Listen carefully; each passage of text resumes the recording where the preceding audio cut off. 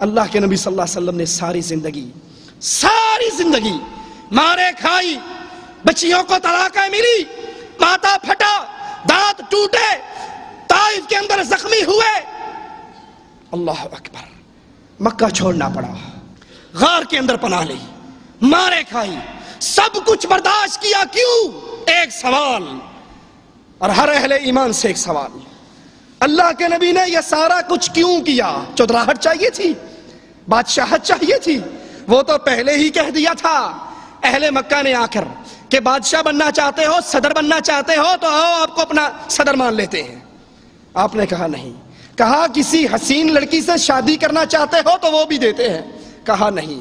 کہا مال و زر کے متلاشی ہو تو مال لے لو، آپ نے کہا نہیں۔ یہ تو سارا کچھ آپ پر پیش ہو چکا، اللہ کے نبی نے دانت کیوں توڑوائے؟ اللہ کے نبی نے ماتھا کیوں پھڑوایا؟ چچا حمزہ کے ٹکڑے کیوں ہوئے؟ طائف میں پتھر کیوں کھائے؟ مکہ کیوں چھوڑا؟ غار میں کیوں چھپے؟ صرف ایک ہم اور ایک غم، اور وہ ہم اور غم کیا تھا؟ دعوت توحید کو پیش کرنا، عقیدہ توحید کو پیش کرنا۔ جو توحید کا مخالف ہے، جو توحید کا دشمن ہے، وہ محمد الرسول اللہ کا دشمن ہے۔ آخری بات ذرا غور سے سننا، اپنے بابا کے دشمن کو کبھی اپنے گھر دسترخوان پہ بلاؤ گے؟ اللہ کے لیے سوچو۔ اپنے بابا کے دشمن سے گلے ملو گے؟ اپنے بابا کو گالیاں دینے والے کو بیٹی کا رشتہ دو گے؟ اپنے بابا کے دشمن سے پیار و محبت کی فضا قائم کرو گے؟ یا اس کے چہرے کو دیکھ کر منہ موڑ لو گے یہ میرے باپ کو گالیاں دیتا ہے، یہ میرے باپ کا دشمن ہے، یہ میرے باپ کا مخالف ہے؟ اپنے باپ کی غیرت تو اتنی ہے کہ ہر اس بندے سے لڑائی ہوگی جو میرے باپ کا دشمن ہے۔ اور اللہ کے رسول کی ساری محنت، آپ کی ساری دعوت توحید کو ہم نے اس لیے چھوڑ دیا، کسی کو سیاست کا چکر ہے، کسی کو مال کا چکر ہے، کسی کو قربانی کی کھالوں کا چکر ہے۔ آج توحید کے دشمن ہمارے بھائی بن گئے، توحید کے دشمن، یا علی مدد کہنے والا توحید کا دشمن، یا رسول اللہ مدد کہنے والا توحید کا دشمن۔ ناد علی مظہر العجائب تجدہ عونا لکا فی النوائب، علی کو پتھروں میں، صحراؤں میں، خشکی میں، سمندر میں، تہوں میں پکارنے والا، اللہ کے رسول کا دشمن، اللہ کا گستاخ، رسول اللہ کا گستاخ، نہ اس کو بیٹی کا رشتہ دیتے ہوئے شرم آتی ہے، نہ اس کے پیچھے نماز پڑھتے ہوئے شرم آتی ہے، نہ اس سے دوستی کرتے ہوئے شرم آتی ہے، نہ اس کو اپنے جلسوں کا صدر بناتے ہوئے شرم آتی ہے۔ سنیے، کڑوی باتیں ہیں، ناراض ہو جاؤ گے دوبارہ نہ بلانا، اپنی گاڑی پہ آیا ہوں واپس چلا جاؤں گا، چندہ مانگنے نہیں آیا، روٹی کھانے نہیں آیا، قربانی کی کھالیں کٹھی کرنے نہیں آیا۔ اللہ کے نبی بدر کا میدان، ایک مشرک آیا، کہتا ہے میں آپ کا ساتھ دوں گا کفار مکہ کے خلاف۔ ایک سوال، میرے آقا کا ایک سوال، کیا تو لا الہ الا اللہ کی گواہی دیتا ہے؟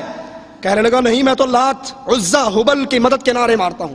کہا بھاگ جاؤ، محمد مشرکوں سے مدد نہیں لیا کرتے صلی اللہ علیہ وسلم۔ ہم نے اس توحید کا خون کیا، ہم نے اس توحید کے عقیدے کو بھلایا جس توحید کے لیے نبی نے ماتھے تک پھڑوا لیے تھے، اپنے دانت بھی توڑوا لیے تھے۔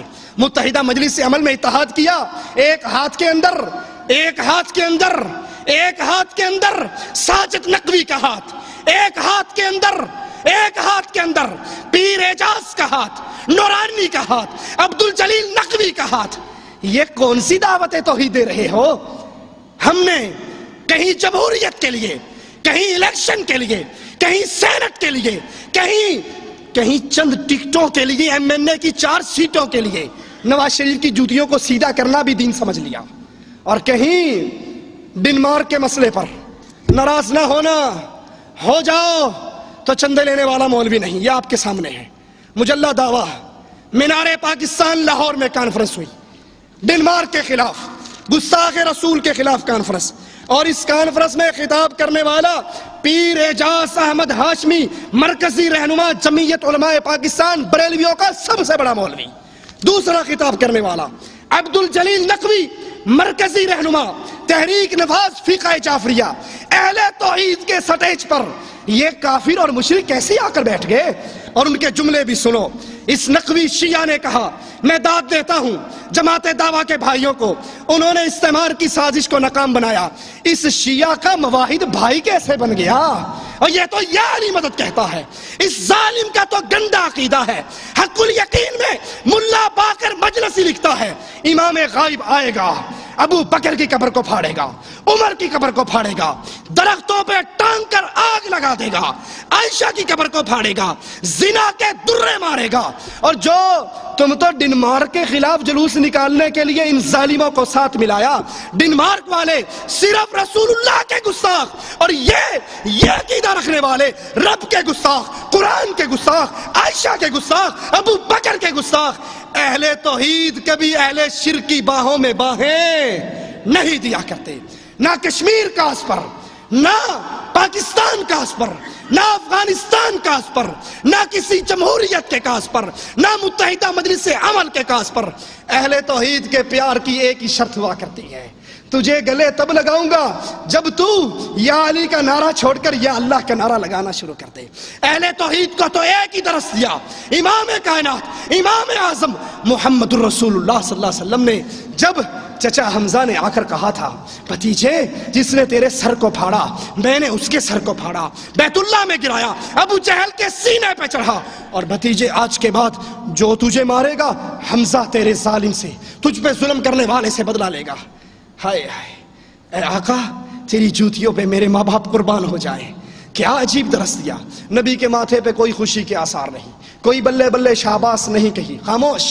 زبان حال سے کہا جا سکتا ہے نبی کے جملوں کو، نبی کے جذبات کو، کہ مجھے کوئی خوشی نہیں، تو نے مجھے مارنے والے کا بدلہ لیا، لیکن سن وہ بھی حبل، وہ بھی عزا کے سامنے سجدہ ریز ہے تو تو بھی اسی کے سامنے سجدہ ریز ہے. جیسے وہ مشرک ویسے یہ مشرک. یہ دعوت توحید ہے. اللہ سے دعا ہے اللہ ہمیں دعوت پہ عمل کرنے کی توفیق عطا فرمائے. نہیں بس اقول قولی هذا واستغفر الله لي ولكم ولسائر المسلمين فاستغفروه انه هو الغفور الرحيم.